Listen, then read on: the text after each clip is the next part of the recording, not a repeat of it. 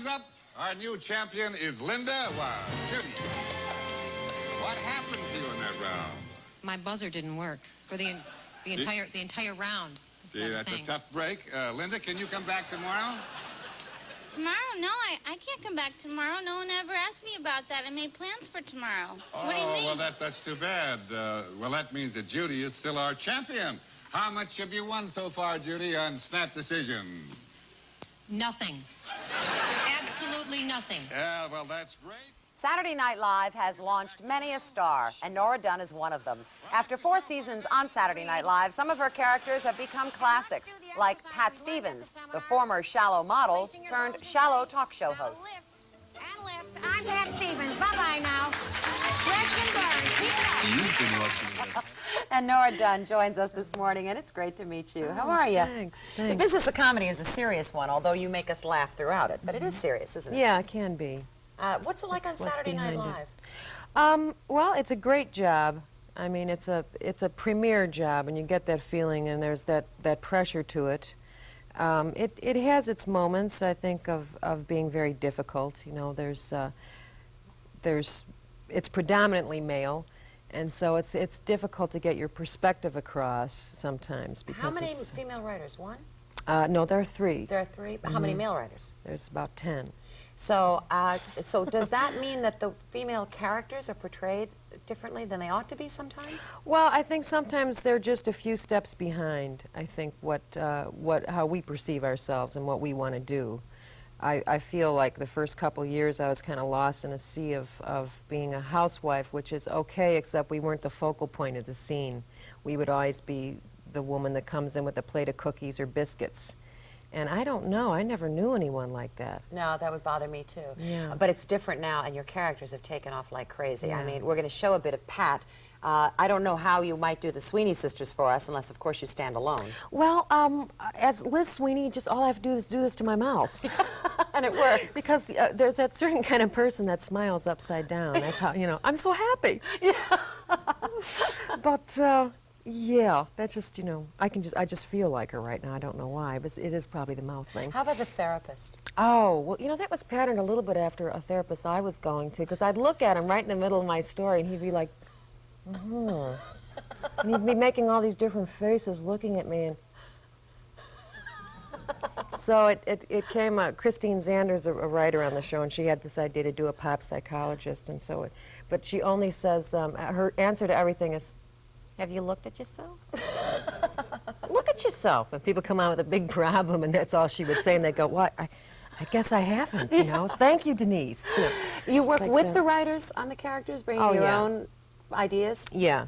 That must be a wonderful creative experience in that regard. Sometimes it's just, when it happens and when it clicks, it's great. When a writer comes up with something for you, like that character, and then you start thinking, oh, what do they look like, and what is their hair going to be? And then pretty soon it just starts evolving. You know, sometimes you just put a wig on and something happens. Or tease your hair and suddenly become Babette, right? We taped something this morning, Nora and I. Just imagine this. I am now a guest on the Pat Stevens Show. Let's show you what that might be like.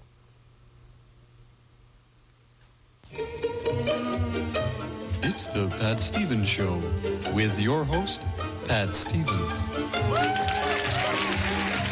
Hi, everybody. Of course, I'm Pat Stevens, and I have a very interesting show today because I have another talk show host on, Eileen Prose. Eileen, Pat. It's Eileen. Whatever. No, Now, it's very difficult to be a talk show host, isn't it? I mean, it's very hard for me. You're meeting many, many famous people. Your profile's very, very high, and there's so much talking to do and many, many topics to cover. Do you find it hard? What's it like for you? I like it a lot. It's a learning experience for me, especially about issues of the world, you know, famine and hunger. Oh, yes, those are terrible things, aren't they? Bad things. I know the thing in Beijing is very sad, what's happening to our Oriental neighbors. Yeah. But I know, you know, some people think I don't have a conscience. I know there's hunger in the world. I know there's famine. I know there's other bad things, but I love shoes. Yeah. Oh, did you model her after anyone that we all know? Actually, you know, a woman used to come to my high school. That's how that whole thing started, and she had that voice, and she came from a school of beauty culture. And she would try to get people to come to the school, and no one wanted to, of course. And so I used to call my friends on the phone. I'd say, "This is Connie calling, you know, and will you come down Saturday?" And they would just finally break down and schedule themselves, you know. So it's just sort of snowballed from. Life has changed for you. You and I have something in common that's tough. Your dad died of cancer 2 years ago. Is that right? It'll be 3 years in March, so it's just 2.5 years. Changed your focus a bit? At least I was reading that. Yeah, I think your perspective certainly changes, and what's important changes a lot. It's not about regrets, but I think you know that your parents will die someday if you don't die first, but I don't think there's any preparation for it, really. And were you living and breathing Saturday Night Live before he died? Have you changed? Yeah, and I think actually I've come from a close family, but I think I was just very obsessed with my career for, you know, just going on and on and on with that. And even when I heard my father was sick, I went back to see him, and I had to go back and do the show. And I didn't want to, but, you know, he wanted me to, so I did. But I think that afterwards I realized that, of course, it's not the most important thing.